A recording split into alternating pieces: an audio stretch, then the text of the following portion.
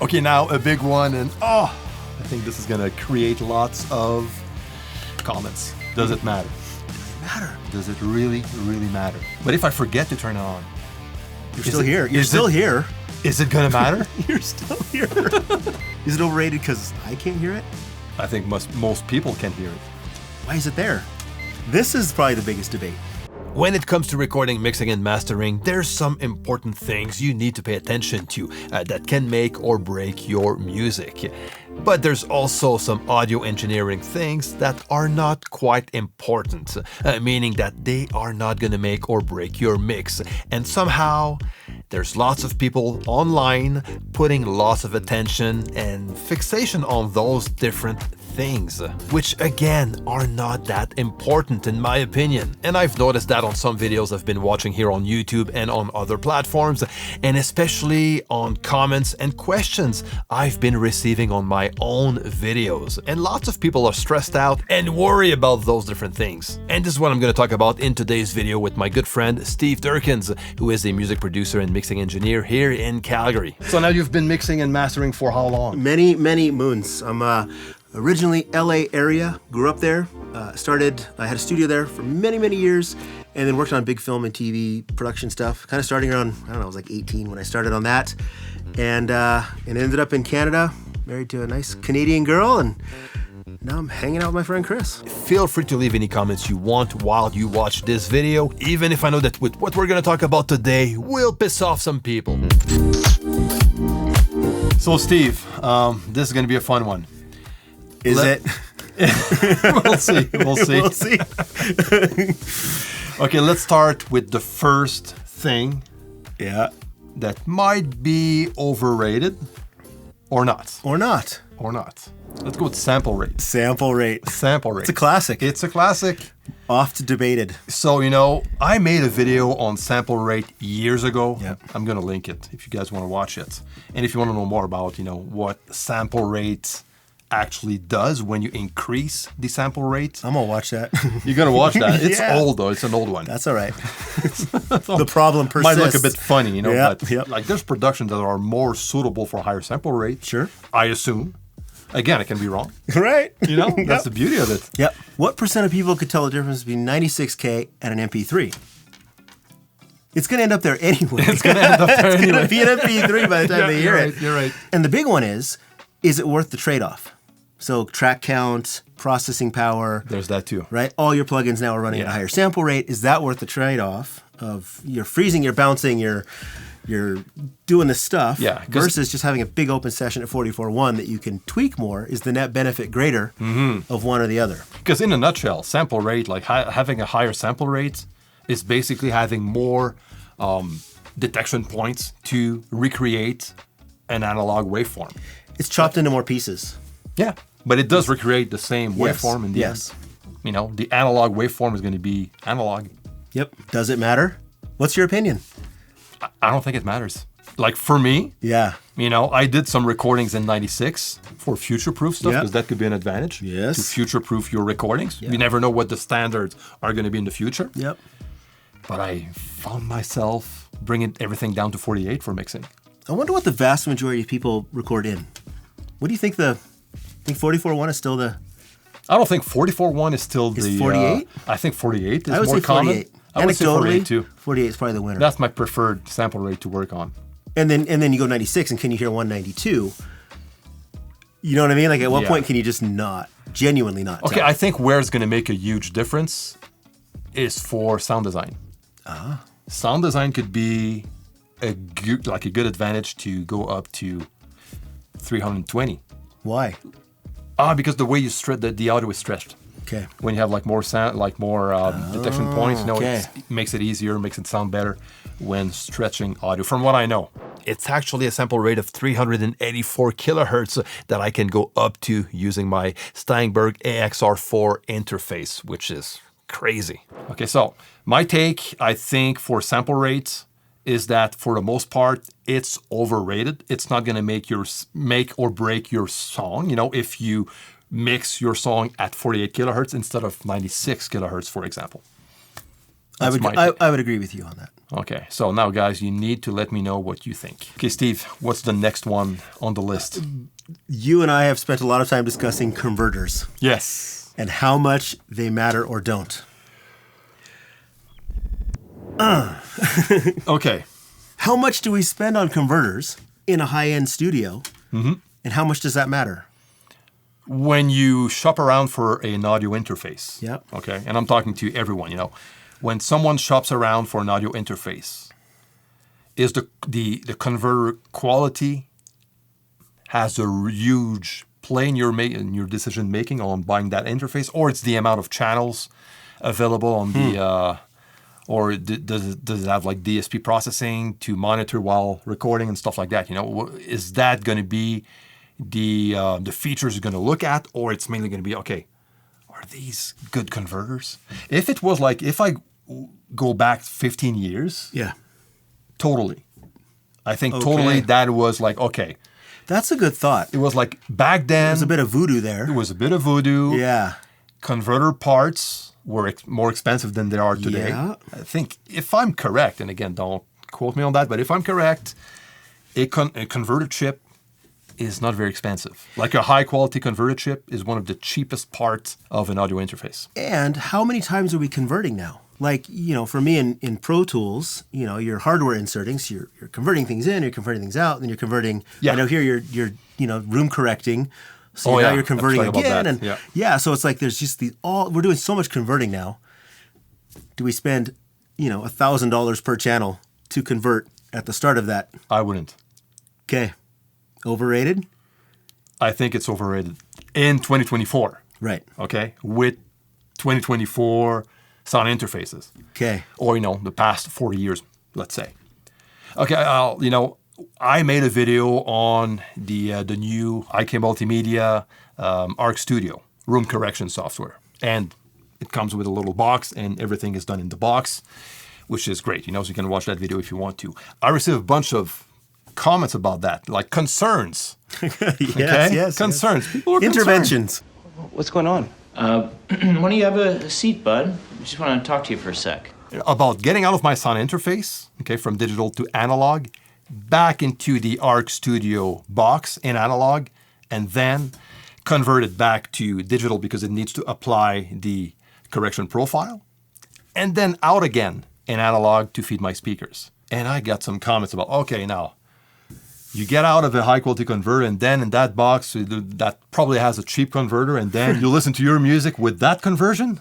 Are you nuts? I think a lot of the conversation at the end of the day is in my mind, for these topics, is the net win. Exactly. Right? Is the net benefit of that box and what it does greater than that little milliscopic problem? Right? Because it is microscopic. Yeah, and it's like back to the sample rate thing, right? Yeah. Like, what's the net win of having all your tracks available and processing happily at a lower sample rate? So yeah, same thing here. Same thing here. And the thing is, of course, if you go in and out, whether you're just using hardware out of your DAW and you go back from your converters to analog to the gear and then back and converting in digital, from that point, you will lose a bit of something. Every time you convert stuff back and forth, you will lose a little something, but it's insignificant. So here's the pushback for this. Is the cumulative effect, right? Yeah. So if I'm doing a 96 channel film mix, and I'm converting 96 channels of orchestra to and fro, does that cumulative effect of all those channels, is that a net loss? If I have bad for a full mix on a console, for example. Big mix on a console, that many channels converting in and out and around and back and forth, should they be better converters? That's a good question to ask. The cumulative effect. The cumulative effect. For some of these topics, that's a different thing. The thing. Yeah. Doing it once, one set of conversion, versus a whole console full. Oh, I wish I was smarter. That's a good question. Yeah. But for most people who don't mix with a 72 channel mixer. Yeah. That would be cool, though. That's a good problem to have. That's a good problem to have, actually. Yeah. But getting back to that box, like that's one single in and out stuff. Yep. Am I losing a bit of quality? Even if I was using the same converters, I would lose something. But in the end, I'm applying room correction that affects the whole sound of my speakers to begin with. So your entire mix is different now. So I don't care about the conversion at this point. Okay. Irrelevant. This is good. Overrated. Overrated. Skunk. That big thing on the screen. Okay, now a big one, and I think this is going to create lots of comments. This one comes up during lunch with you. Yes. This is on Yes. your like life list of listen, thoughts. there's a lot around that topic on YouTube. Lots of different opinions also. But I think like there's a lot of kind of obsession about this one in particular. Oversampling. Oversampling. Does it matter? Does it matter? Does it really, really matters? Is that overrated? Do we even know what it is? Most people don't. Do I? Do you? No. There you go. And you've been I'm mixing all kind of stuff. It's there. And sometimes the manual says it's better if you do it. So I turn it on, and then all my CPU just like freaks out. It cuts all my processing ability from then on in half. Can I hear it on a bass guitar? Compression? No. Is it overrated because I can't hear it? I think most people can hear it. Why is it there? It's too... Like, in a nutshell. That should be the question. That should be the name of this video. I don't want to get in. This there? I don't want to get into like a deep explanation on what oversampling is. We can you can Google it. There's a bunch of videos on it and good videos also.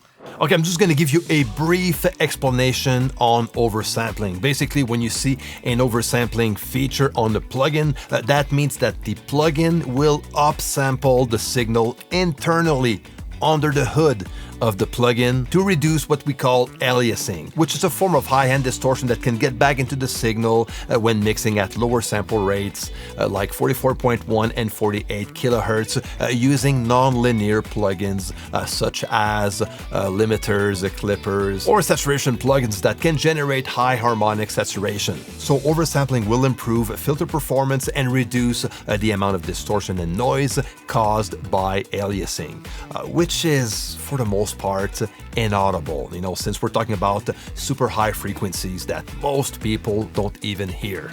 The trade-off takes more CPU processing. A lot. For years, I've been mixing, producing, mastering since 2003. Yep. And same for you, you've been out there for years. Yep. I never paid attention to that until a few years ago by doing YouTube videos, actually. Other people drew your attention to it. Exactly. Yeah. Yeah. And I noticed that, I made so many productions without activating oversampling or even working with plugins that will have oversampling. Yeah. Like Decapitator. Yeah.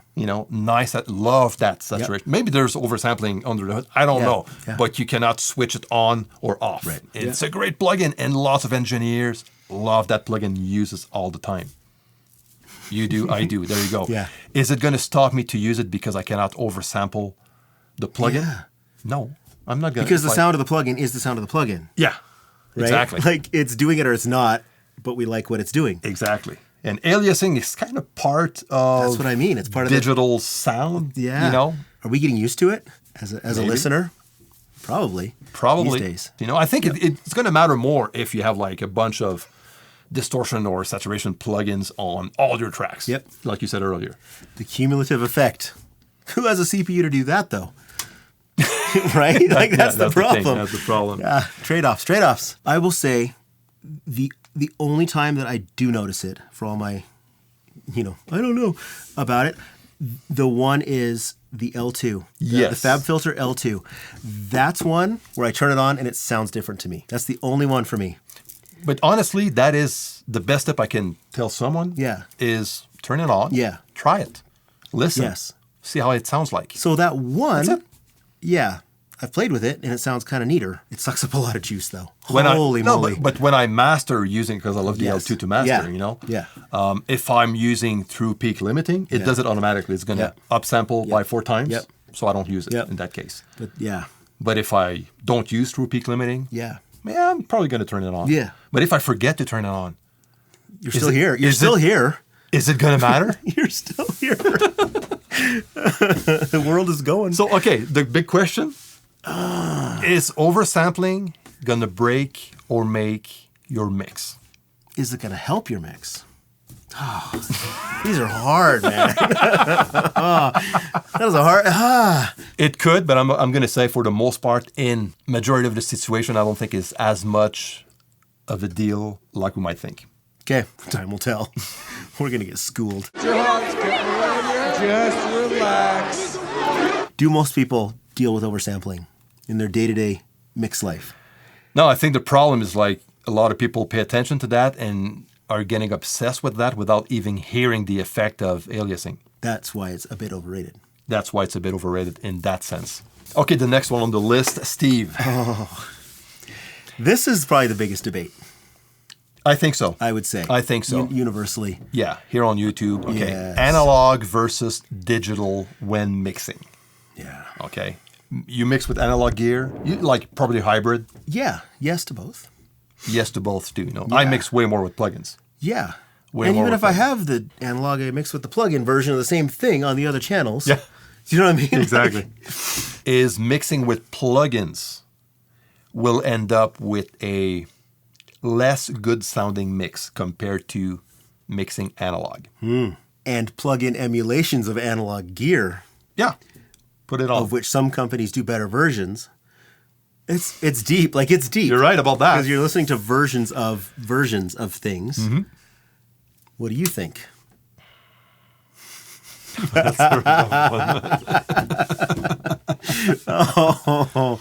Okay, Deep well.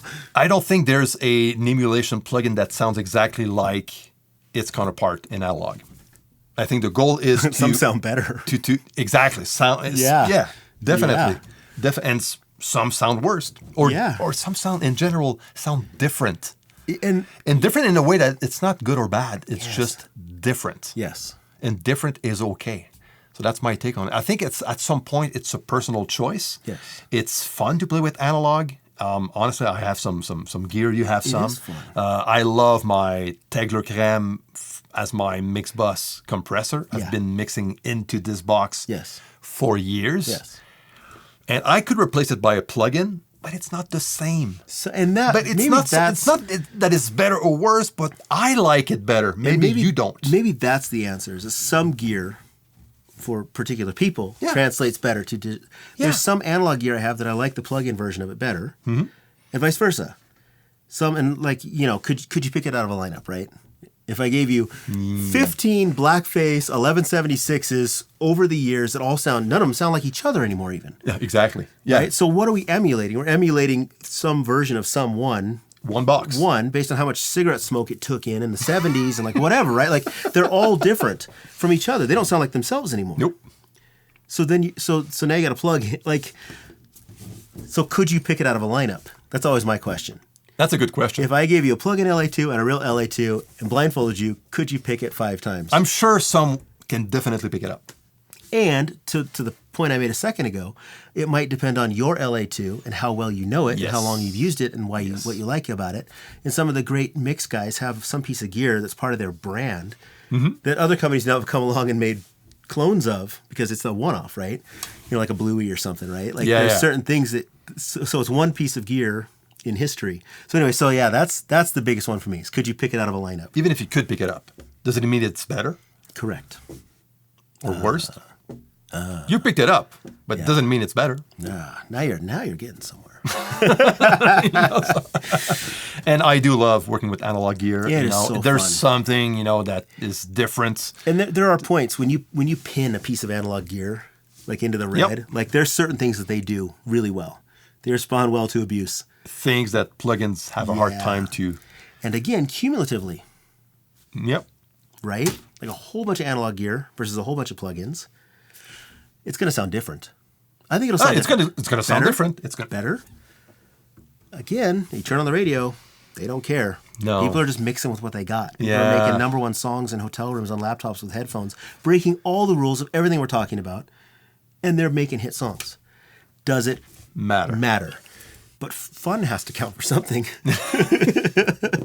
It's fun to get a console or It's awesome. knobs. It's just fun. awesome. It's awesome. Why do you do that? I don't know, because I can. Okay, right? but there's a trade-off. Yeah. There's a trade-off. Yeah, because you can have 25 LA2As Yep. for the low price of one purchase. And I can actually take my laptop with my plugins, Yeah, you can take your LA2As with you.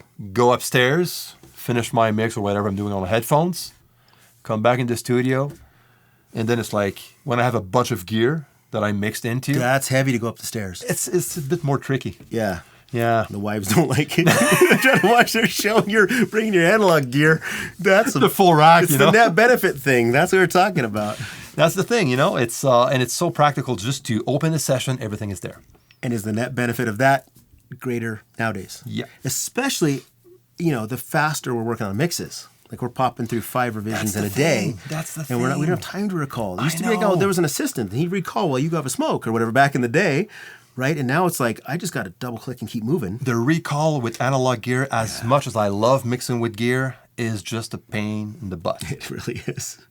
Okay, so, and sometimes, honestly, I want to reach to some gear that I have when I mix, but I'm on a schedule. It's like, okay, I need to finish that mix. And they're paying, ASAP. they're paying you $8 to do the mix.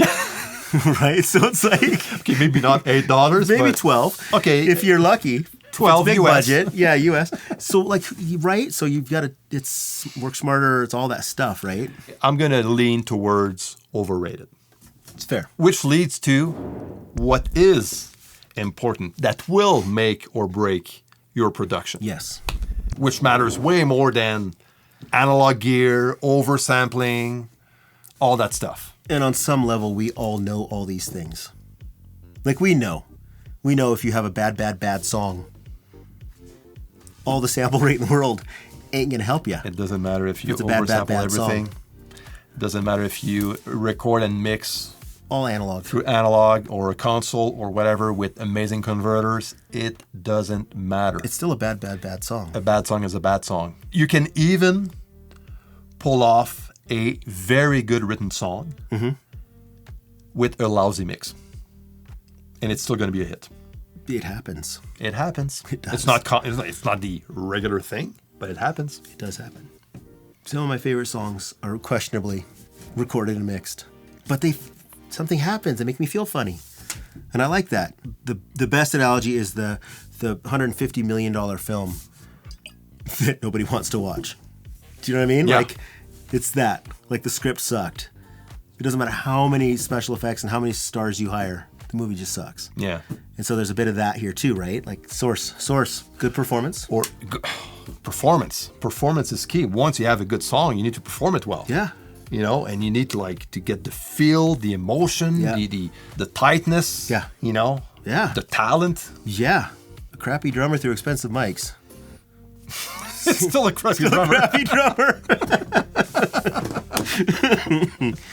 You're a drummer, aren't you? I'm a drummer.